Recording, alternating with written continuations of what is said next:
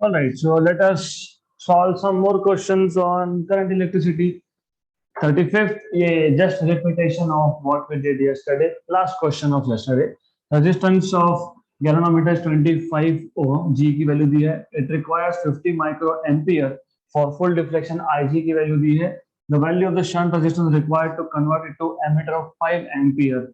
If you remember, हमने कल ही देखा था ये IG upon I minus IG into G.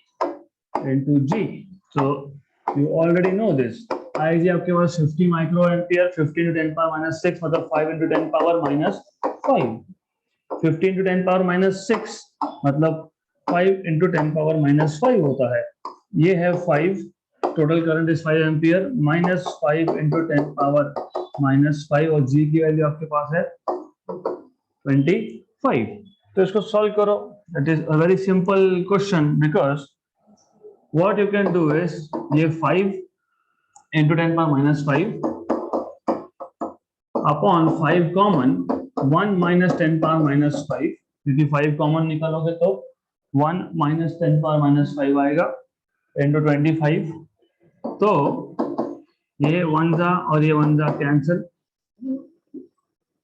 एक समुद्र में से एक बूंद पानी निकालना doesn't make any difference. तो 1 minus 0.0001 0.00001 10 power minus 5 1 minus 10 power minus 5 1. तो कोई फर्क नहीं पड़ेगा. This is 25 into 10 power minus 5, right. तो ये आ गया आपका 2.5 into 10 power minus 4.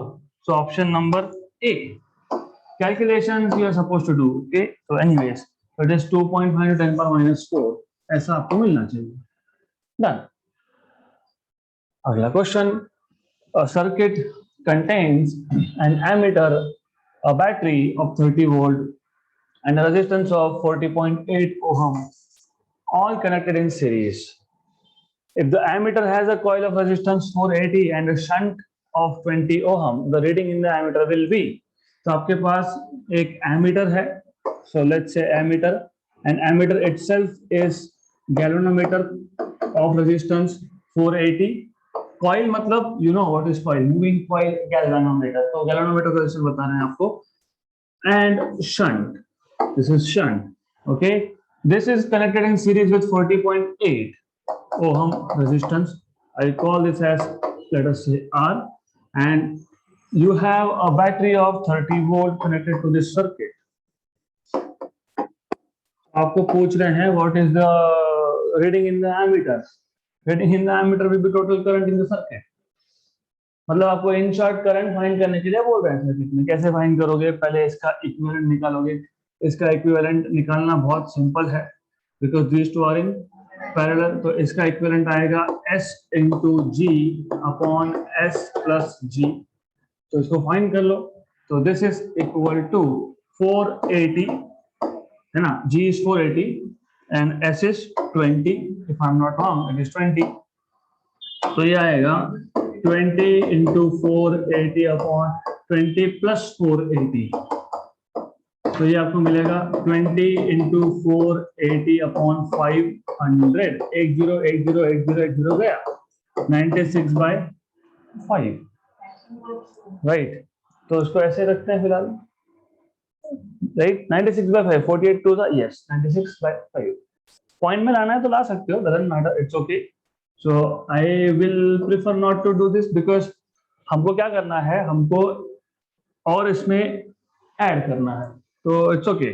So now इसको हम बोल देते हैं, लेट अस से R dash. Let us say now this R dash and R, they are in series. So now R dash and R, they are in series. So finally equivalent will be R plus R dash, और R की value आपको कितनी बताई है इन्होंने? 40.8. So 40.8 plus 96 by 5. तो was good to convert. इसको point में कन्वर्ट करना बेटर है. कैसे करोगे? इजी. 96 का डबल कर लो, 180, 192, 192 by 10 that is 19.2, तो ये जो है ये 19.2 है, so this is 19.2, 19.2 and 40.8, 60, so this is 60, so total resistance is 60. तो करंट कैसे फाइंड करते हैं हम लोग? V by R, right? तो once you have all this, therefore you can say I is V by R.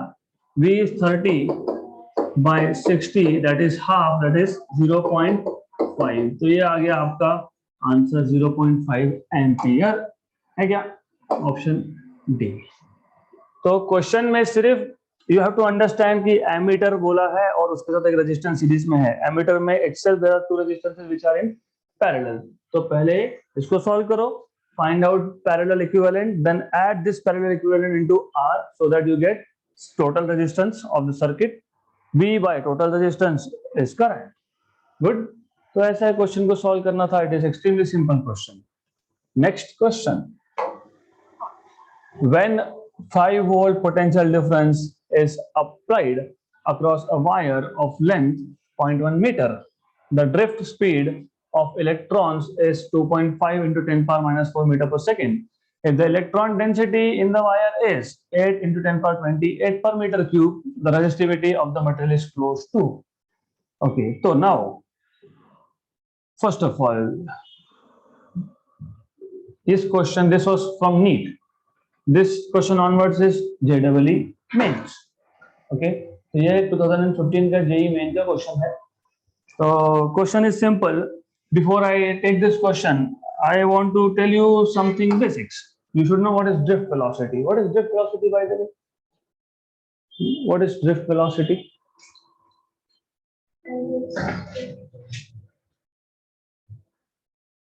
Okay, so if you don't know drift velocity, doesn't matter. मैं बता देता हूँ क्या है drift velocity. मान लो हमारे पास ये एक कंडक्टर है. So let's say we have a conductor. Then ये कंडक्टर है। जब मैंने बोला कंडक्टर तो आपको पता है इट इज मेटल, कॉपर और आयन और व्हाटएवर इट इज। तो यहाँ पे यू हैव आयंस और ये वायर जो है ये डेफिनेटली रूम टेम्परेचर पे होगा। तो ये आयंस जो है they have energy and they vibrate. Okay, you should know this. So anyways, important is not that, important is motion of electrons because current comes from motion of electrons. तो अब होगा क्या, हमने अभी तक कोई एक्सटर्नल सोर्स कनेक्ट नहीं किया है। We have not connected any battery to this. तो क्या होगा, ये जो इलेक्ट्रॉन है यहाँ पे, दिस इलेक्ट्रॉन, ये इलेक्ट्रॉन जो है, all the electrons in this material they are still moving but they are moving randomly. तो ऐसा प्रॉपर डायरेक्शन नहीं है कि लेफ्ट हैंड से राइट हैंड जाएगा। They are just moving randomly and undergoing collision. तो when you take any section, any cross section of the wire, number of electrons going from left to right is equal to number of electrons going from right to left. So there is cancellation. So net current is zero. Current through any section of the wire is zero, net current. The moment you connect a battery, जैसे ही आपने इसको एक battery connect कर दी, now all the electrons will start going from negative terminal of the battery to the positive terminal of the battery. So this is called as drift motion, drifting of electrons from negative terminal towards positive. तो अब जो इसका velocity होगा, that will be called as drift velocity. So velocity of electron in presence of external electric field, external potential difference is called as drift speed, drift velocity. Now, अब मैंने अगर कोई भी क्रॉस सेक्शन लिया, जैसे यहाँ पे एक सेक्शन है, मान लो इसका एरिया है A, ये जो वायर है इसका क्रॉस सेक्शनल एरिया है A, तो हमको ये पता करना है what is the current through the cross section. अभी तक आप करंट को डिफाइन कैसे करते थे? Charges flowing through any point per unit time. वो थिन वायर का केस था, यहाँ पे एरिया है, वायर लिटिल थिक। तो करंट का फॉर्मूला क्या आता है? First of all, current will it depend on velocity, drift velocity? Yes, क्योंकि जितना ज्यादा वेलोसिटी होगा उतना ज्यादा चार्ज इस क्रॉस सेक्शन में पर सेकेंड पास होगा। आप डिफाइन ऐसे ही करते हो ना, current charges flowing per unit time. So the more velocity is there, more is the current. Okay, it also depends on area of cross section. जितना ज्यादा एरिया उतने ज्यादा इलेक्ट्रॉन्स पास होंगे from a given cross section. definitely it will depend on charge पे depend करने ही वाला है ये। ओके, क्यों? क्योंकि हर बार इलेक्ट्रॉन्स फ्लो हो रहे हैं ऐसा तो नहीं है, बल्कि सम चार्ज क्यू। यहाँ पे हमारे पास इलेक्ट्रॉन है तो मैंने लिखा है E. Then it depends on number density also. What is number density? How many number of charges you have per unit volume. जितने ज्यादा चार्जेस होंगे पर यूनिट वॉल्यूम उतना ज्यादा करंट होगा। So this is equation for current through any section, right? It depends on drift velocity Vd। तो आपको ये equation पता होना चाहिए, you are suppose to know this equation. So current is NE Vd into A. Vd is drift velocity. Then resistance तो आपको पता ही है, resistance is resistivity length by A. Correct? ये तो आपने 11th में देखा है। Okay? What they are telling you, you are supposed to find out rho. Do you know V is equal to IR? Yes. Right? Good. तो इतना अगर आपको पता है, ये suppose to find out resistivity, तो क्या कर सकते हैं? वोल्टेज दिया है क्या हमको? 5 वोल्ट। गुड। तो V is equal to I is NE Vd drift velocity into A, this is rho L by A cancel. तो यहां से आपको मिलेगा rho equal to V upon NE Vd into L। Number density, how many number of electrons in a unit volume, वो दिया है आपको, दिया है क्या? 8 into 10 power 28 per meter cube. They have given you that particular value. So इस equation में अभी आपको सिर्फ सब्स्टिट्यूट करने हैं वैल्यूज। कितना वोल्ट था? 5 volt. So 5 volt was V, this is 5 upon 8 into 10 power 28 into E, 1.6 into 10 power minus 19 into Vd drift velocity कितना? 2.5 into 10 power minus 4 into length is 0.1 मतलब 10 power minus 1 and 2, correct?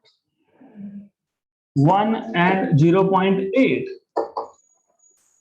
अब क्या करेंगे इसको? Simple है, calculation orally होते हैं। 10 power minus 4 minus 1 minus 5 minus 19 minus 24 और इसका एक पॉइंट हटाया तो -25। 10 पावर 28 और -25 10 पावर 3। 1/8 into 8 10 पावर 3 ऊपर जाके -3, correct? What is 1/2? What is 1/4? 0.5 का half, 0.25, right? What is 1/8? 0.125। so this is 0.125 into 0.125 into 10 power -3। Okay, ऐसा क्यों कर रहा हूं? क्योंकि हमको कैलकुलेटर्स या फिर लॉग टेबल्स का यूज नहीं करना है। अगर मैं ये पॉइंट हटा देता हूं, 10 पावर -6 और ये -3 -9, correct? Good. It will be 125 into 125. Do you know how to find square of a number ending with 5? Yes. तो 125 का स्क्वायर करना होगा तो पहले 5 का स्क्वायर लिखो, दैट इज 25, फिर 12 into 13 करो। 13 tens are 156. Very good. 156. So 15625. 15625 ये आ जाएगा आपका total resistivity, which is roughly 1.6. Okay, good. So where did we waste our time? In multiplying. क्यों नहीं करना था? Because you see 1.6, 1.6, 1.6 and 1.6. मतलब ये जो पहला नंबर है उसका तो हमारा कोई मतलब ही नहीं कैलकुलेशन करने का. Only thing is powers. 1 2 3 4 यहाँ पॉइंट लगाया तो यहाँ पे 4 से कम होके 1.6 into 10 power minus 5. Option number B हो गया. Question solve. Right, good. So this is how you are supposed to solve this question. ये पता होना चाहिए, ये तो पता है ही, but this one is important. Current through area of wire is NEVD into A, where VD is drift velocity, velocity of electrons in a conductor in presence of external battery. Okay, तो ऐसा इसको solve करना है. That's it. अगला question. If a wire is stretched to make it 0.1% longer, its resistance will be. If a wire is stretched to make its length 0.1% longer, मतलब delta L by L multiplied by 100 आपको 0.1% दिया है. Its resistance will be, अगर आपको याद होगा मैंने आपको बताया था resistance is rho L by A, लेकिन एरिया का या रेडियस का या डायमीटर का कोई इंफॉर्मेशन है नहीं, तो हमको एरिया यहां से हटाना पड़ेगा. Multiply divide by L. सिर्फ एल एडजस्ट किया because A into L is nothing but volume. Okay, but volume is constant. Wire को आप स्ट्रेच करते हो या कंप्रेस करते हो तो volume remains constant. So you have R proportional to directly L square. So going back to 11th standard first chapter, combination of error, propagation of error, you have delta R by R into 100, 2 times of delta L by L into 100. 2 into 0.1% is 0.2%. correct, क्योंकि directly proportional है तो length बढ़ेगा तो resistance भी बढ़ेगा, तो increases by 0.2%. Option B. Simple question. Okay, तो पहले ये रिलेशन हमने लास्ट सेशंस में भी देखा है, तो you need to know this कि कैसे आया. Y proportional to L square, because resistance is proportional to L only, but हमने मल्टीप्लाई डिवाइड बाय एल किया था तो एल स्क्वायर आया और वॉल्यूम कांस्टेंट है यहाँ पे. ये क्वेश्चंस ऐसे रिलेशंस कब बनाने होते हैं? जब एक ही वायर है. What normally we do is, हमें एक वायर दिया होगा, रेजिस्टेंस दिया होगा, दूसरे का पूछा होगा, तो फिर आप बोलते हो R is proportional to rho L by A, तो R1 is rho L1 by A1, R2 is rho L2 by A2. लेकिन यहाँ पे एक ही वायर है और उसी वायर को आप स्ट्रेच कर रहे हो, तो उस केस में वॉल्यूम कांस्टेंट रख के रिलेशन बनाने पड़ते हैं. बोला है कहीं पे 2 वायर्स? नो. तो ये फॉर्मूला याद रखना, दिस वन या फिर एक और हमने डिराइव किया था एरिया के लिए. Resistance is proportional to 1/a square. ये दोनों formulas are used only when you have a single wire and you are changing length और डायमीटर बेसिकली. अगला question. A material B has twice specific resistance of A. हमारे पास एक B material है जिसका specific resistance is twice that of A. Okay, circular wire made up of B has twice the diameter of A. Okay, तो आपको यहाँ पे diameter of B ये भी ट्वाइस ऑफ A दिया है. मतलब in fact radius of B, not resistance but radius of B is twice radius of A, ऐसा दिया है. Then for the wires to have same resistance of wire A should be equal to B. The ratio of LB by LA should be. The ratio of LB by LA should be what? This is what they are asking you. Okay, so this is a simple question. ये आपको पता है, ये है rho L by A, rho L by A, right, good. Now अभी क्या है, हमको क्या चाहिए, ratio of L B by L A चाहिए। तो यहां से आप L B by L A जब करोगे, सिर्फ यहाँ पे इसको शिफ्ट करना है, this is rho A by rho B and A B by A, okay. सिर्फ ए बी को यहाँ लाया, दैट्स इट, और रो बी को नीचे शिफ्ट किया, डन, गुड।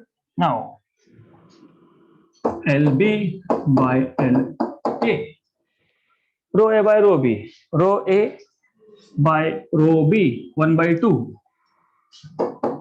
आपको पता है ये pi R B by R A square आएगा, तो this will be pi R B by pi R A का स्क्वायर आएगा, cancel cancel, 1/2 R B by R A, R B by R A is 2 का square, so that is 4/2, that is again 2, so LB by L is 2, okay, good, right।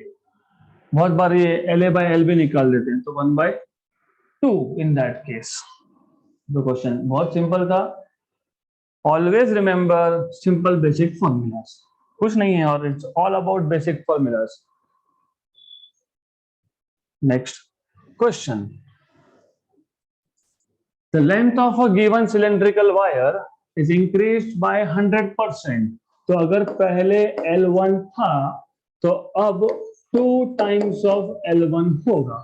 मेरे पास 100 रुपए थे, 100% से बढ़ा दी तो अब 200 हो गए, राइट। तो L1 था, 100% से बढ़ाया तो L1 प्लस L1 मतलब 2L1, तो ट्वाइस हो गया, ओके, राइट, गुड। 100% से बढ़ाया, that is why it is twice now. Due to consequent decrease in diameter, length को स्ट्रेच करोगे, वायर को स्ट्रेच करोगे, लेंथ बढ़ेगा लेकिन डायमीटर विल डिक्रीज, ओके।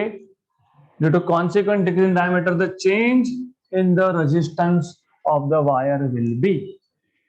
ये वही क्वेश्चन है जो अब हमने सॉल्व किया था, this one is the same thing, exactly the same thing. फिर आप बोलोगे how will you solve this? Again simple, you will say R is proportional to L square, okay, so delta R by R is 2 times of delta L by L, of course percentage change है तो multiply by 100 both sides, multiply by 100 and 100, this is L2 minus L1 upon L1, है ना, मतलब this is L2 by L1 minus 1 into 100, ये पता होना चाहिए, you should know this, delta L by L, delta R by R, delta D by D, delta V by V, any physical quantity, final value minus initial value upon initial, मतलब final by initial minus initial by initial, मतलब final by initial minus 1, तो वही लिखा है मैंने यहाँ। ऐसा करना इजी है, इजी क्यों है, क्योंकि then you know this is 2 L2 by L1, 2 minus 1 into 100, मतलब कितना परसेंट से चेंज होगा, 200%, 200% change, option number B.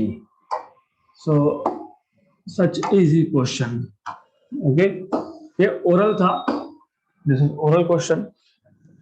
L2 is 2 times of L1, L2 by L1 is 2, R is proportional to L square, delta R by R into 100 is 2 times of delta L by L into 100, delta L by L मतलब L2 by L1 minus 1, L2 by L1 is 2, 2 minus 1 is 1, ये बाहर 2 है, 2 into 100 is 200, okay, this is how you are supposed to solve this question।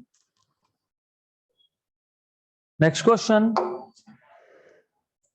consider a thin square sheet of length L. So you have a thin square sheet of length L and thickness is T, made up of a material of resistivity rho, the resistance between two opposite faces shown by shaded areas in the figure is, एक हमारे पास thin square sheet है जिसका length L है, thickness T है, it is made up of some metal of resistivity rho, resistance between these two shaded areas is, अभी आपको पता है resistance is equal to rho L by E, right? कभी भी याद रखना, आप जब एक वायर के रेजिस्टेंस की बात करते हो, resistance between two ends of wire होता है, right? Between this end and this end, then you say resistance is equal to rho L by this area of cross section which happens to be pi R square. यहां पे area A क्या आएगा? L into T. तो R will be rho L. अब ये जो L है इसको कैपिटल L दिखाना चाहिए. तो capital L into T is area. Cancel. तो you see resistance does not depend on, it is independent of L. Length है क्या इसमें इक्वेशन में? नहीं. Directly proportional to L? No. Directly proportional to T? No. It is inversely proportional to T. Independent of L? Yes. So option number C. So this is how this question can be solved. ऐसा इस question को solve करना है. Good. Next question. In an aluminium bar of square cross section, a square hole is drilled and is filled with iron. तो हमारे पास एक बार था aluminium का, उसमें हमने अंदर का एक स्क्वायर ड्रिल कर लिया and then we filled it with iron. Okay, the electrical resistivities of aluminium and iron are 2.7 into 10 power minus 8 and 1 into 10 power minus 7 respectively. The electrical resistance between two faces P is this face and Q S. So इसका what will be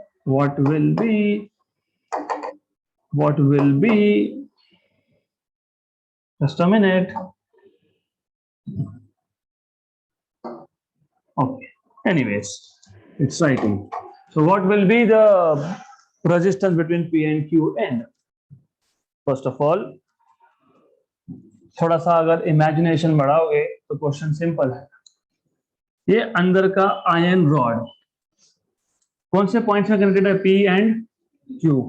ये बाहर का aluminium rod कौन से point में connected है? P and Q. दोनों P and Q, मतलब अंदर का जो एल्यूमिनियम है आयन है और बाहर का जो एल्यूमिनियम है दे आर इन पैरेलल में ना. हमारे पास एक रॉड था एल्यूमिनियम का, हमने एक स्क्वायर ड्रिल कर लिया, उसको आयन से फिल कर दिया. हमको पूछा है P फेस मतलब front face and back face P and Q में रेजिस्टेंस कितना. अंदर का जो आयन का रॉड है it is filled with ion, it is connected between P and Q. बाहर का aluminium connected between P and Q. तो जब दो कॉमन टर्मिनल्स में दो रेजिस्टेंसेस कनेक्टेड है तो दे आर इन पैरेलल. तो first of all resistance of aluminium and resistance of iron and resistance Fe are in parallel. This is the first thing that you need to know. Resistivity दिया है और क्या दिया है, और आपको बताया है रेजिस्टिविटी ही दिया है. Anyway so it's okay. तो how to find out resistance? Resistance is rho L by A. Correct. जब पैरेलल में होते हैं तो what is the formula for equivalent? R1 into R2 upon R1 plus R2. This is what you do. Good. Now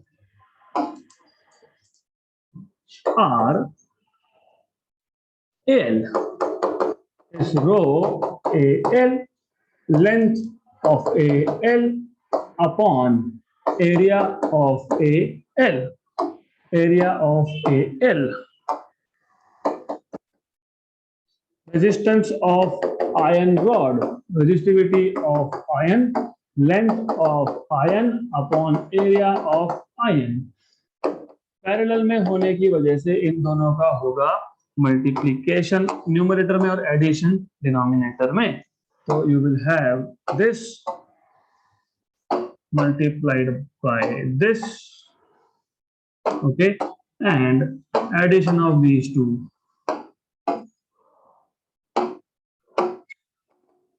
And there will be addition of these two things, okay.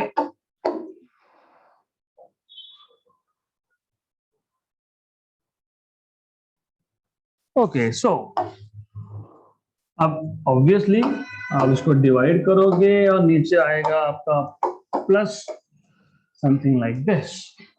Good good. Now अभी इसके आगे के steps थोड़े complicated है. First of all, length of iron and length of aluminium same होगा. Same होगा. Good. तो ये और ये मतलब ये तो स्क्वायर हो जाएगा और इसको कॉमन निकाल के आप कैंसल आउट करोगे. तो let's cancel out. You will have R parallel equal to rho resistivity of aluminum into resistivity of iron upon area of aluminum into area of iron into length square, क्योंकि दोनों का length है exactly the same इसके लिए, right? Then divided by L common निकाल लोगे तो ये आएगा रो AL अपॉन AAL प्लस रो FE अपॉन AFE. ये एक कैंसल आउट. गुड. आगे क्या करेंगे? That is the main problem over here. Why? Because हम लोगों को एरिया पता है. क्या पता है? यस. नहीं, स्क्वायर नहीं पता है. Did you see numbers over here? इस पे नंबर्स लिखे हैं कुछ. तो ये area of cross section this is 2 mm और स्क्वायर बोला है तो 2 mm मतलब 4 mm स्क्वायर. किसका? आयन का. तो AFE will be 2 mm into 2 mm 4 mm square. What is 1 mm? 10 power minus 3. उसका स्क्वायर कितना? 10 power minus 6. Very good, right? 6. 10 power minus 3 का स्क्वायर minus 6 होता है. 10 power minus 3 का square is not 10 power minus 3 square. It is 10 power minus 3 into 2. So that is 10 power minus 6. Correct? 4 mm square. मैं वापस बोल रहा हूं. 2 mm into 2 mm 4 mm square. 1 mm is 10 power minus 3. उसका square 10 power minus 6 meter square. Good, right? Then you have what you have is इसका भी देख लो. Of aluminium 7 into 7 49 into 10 power minus 6 meter square. Correct? Good. और length एक length बचा है पर length तो वैसे भी 50 mm है. 50 into 10 power minus 3 मतलब 5 into 10 power minus 2 meter. Good. Now put this values. 449 and of course resistivity of aluminum we will need. What is aluminum resistivity? 2.7 into 10 power minus 8. 2.7 into 10 power minus 8 और ion का 1 into 10 power minus 8 दिया हुआ है upon area aluminium का 49 into 10 power minus 6 into 4 into 10 power minus 6 into length 5 into 10 power minus 2 rho by A. किसका? Aluminium का. Aluminium का rho is 2.7 into 10 power minus 8. Area is 49 into 10 power minus 6 plus 10 power minus 8 upon area of iron is 4 into 10 power minus 6. Right? Good. Calculation lengthy है but we will solve. we will not skip because it is lengthy. We will do it. So we have to do it. Okay, so I need some space for this. So what we can do now is to make it little more simpler. क्या कर सकते हैं इसको? 10 power minus 8, 10 power minus 8, 10 power minus 8, 10 power minus 6. Okay, और ये जो था आपका, if I'm not wrong, this was 10 power minus 2. ये जो नंबर है यहाँ पे, this was 10 power minus 2. 10 power minus 2.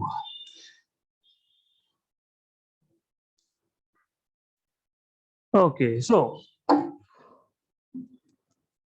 minus 8 plus 6 minus 2, और ये minus 2 है यहाँ पे. This sitting quite over here is 10 power minus 2. Minus 2 minus 2, क्योंकि ये 10 power minus 6 minus 8, 10 power minus 8 minus 6 minus 2 minus 2 minus 2 minus 6. Correct, ये 2.7 है. 2.7 into 5, 27 5 जा 270 का half.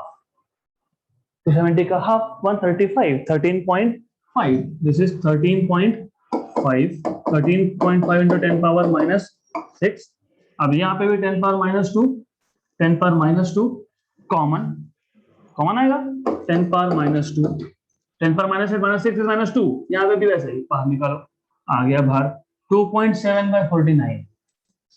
2.7 by 49. 27 into 2.7 by 49.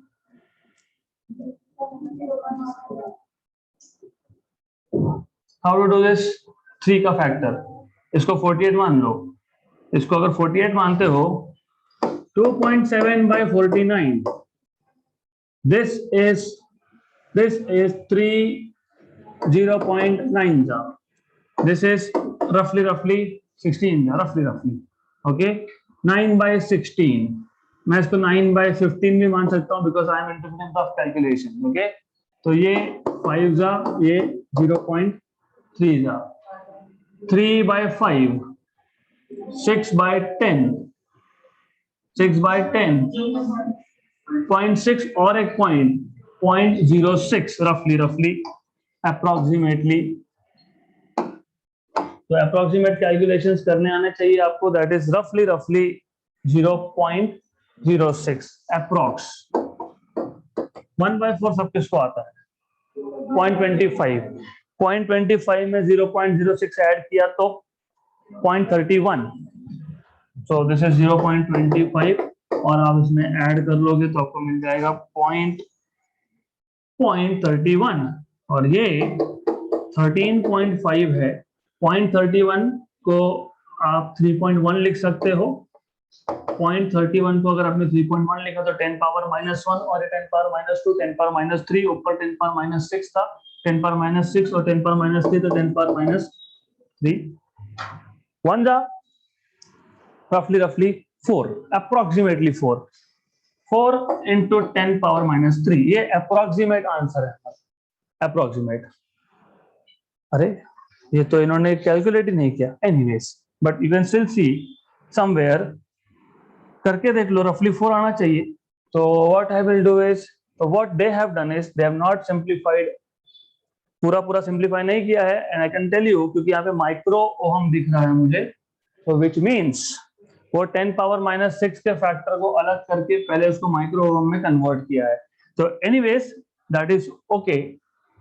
Calculations they have not simplified but you can still simplify this. 4 into 10 power minus 3 तो आना चाहिए यहाँ पे ऐसा कुछ. 4 into 10 power minus 3 you will get some answer. और है in fact you have answer over here. I can see it. 64 मतलब 60. 2475 मतलब 2400. 2400 मतलब 24 into 100. नीचे क्या था? 60 था. थोड़ा सा इमेजिनेशन बढ़ा देते हैं. This is 2400 by 60 approx. 1 जा 40 आएगा. 40 into 10 पावर -6, मतलब 4 इंटू 10 पावर -5 हमारा क्या आया -3। तो हमारे नंबर्स में कहीं तो कुछ तो गड़बड़ है, ठीक है, चेक करेंगे, नो प्रॉब्लम, राइट। तो यहाँ पे भी वही होगा, यहाँ पे भी रफली वही होगा। तो आंसर तो ये है, सिर्फ प्रॉब्लम है हमारे नंबर्स में, समवेयर हमने 10 के पावर में कुछ गड़बड़ कर दी। एक बार चेक कर लेते हैं। हाँ, -7 दी है, ओके गुड। सो यहाँ पे हमारा एक नंबर में सिर्फ गड़बड़ हुआ है, दैट इज दिस वन। तो ठीक है, अब हमारा आंसर आ जाएगा करेक्ट। तो नाउ -2, -1 एंड -2 -5 इंस्टेड ऑफ -6 ये आएगा -5। ओके, तो अब कैलकुलेशंस आप कर लेना, because I am not going to do this calculations over here, right? Idea was important. The idea is how to find out formula for resistance. So you should know that these resistances are in parallel, and then you get this formula as equivalent formula. उसमें value substitute करो and solve this, right? So I think option A आना चाहिए. Check it out for yourself.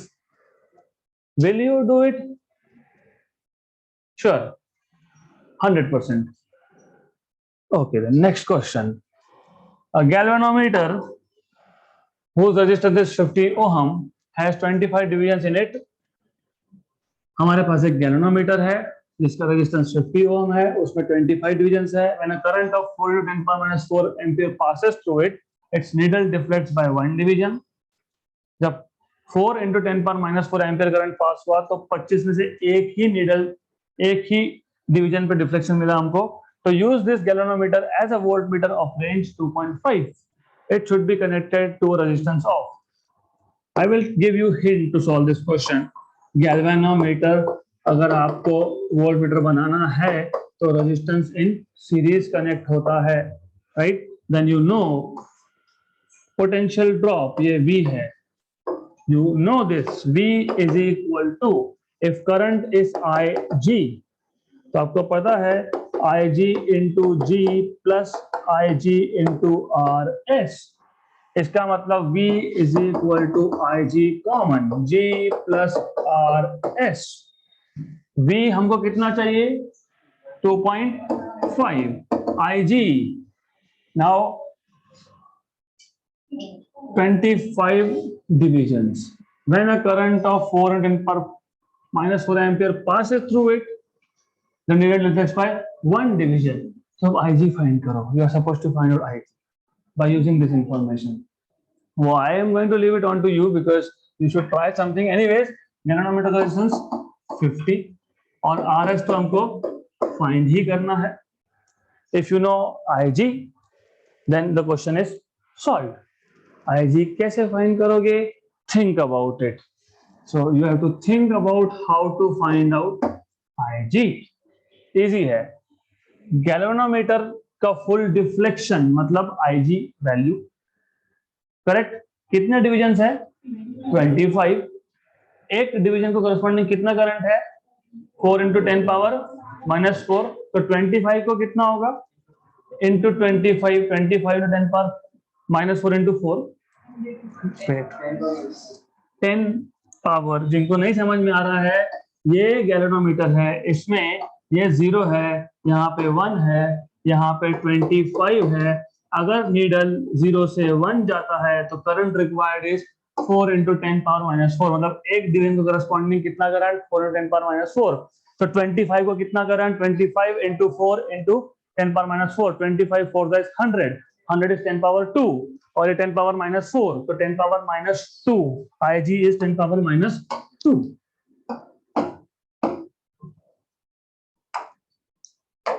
You have to cross check for yourself. मैं अभी आपको बता रहा हूँ, खुद को चेक करना है। So this is what you have. So ये आएगा 25 into 10 power, 25 into 10 power minus 1 और ये 10 पावर माइनस 2 नीचे, 25 into 10 पावर माइनस 1 न्यूमरेटर में अपॉन 10 पावर माइनस 2 डिनोमिनेटर में, वो ऊपर जाएगा 25 into imagination 2.5 is 25 into 10 power minus 1. Very good. यह 10 पावर माइनस 2 नीचे आएगा, फिर वो वहां से ऊपर जाएगा. 25 into 10 power minus 1 into 10 power plus 2. 25 into 10 power plus 1, 250. 250 minus 50, 200. है क्या ऑप्शन में? है. गुड. तो in this question you are just suppose to find out IG. One division is 4 into 10 power minus 4. So 25 division मतलब full scale deflection of galvanometer is IG. So 25 into 4 into 10 power minus 4 will give you IG. Is it correct? Good. आगे के calculations you can do now. So you will have option number B as answer. So that's it for today. We'll stop here for today.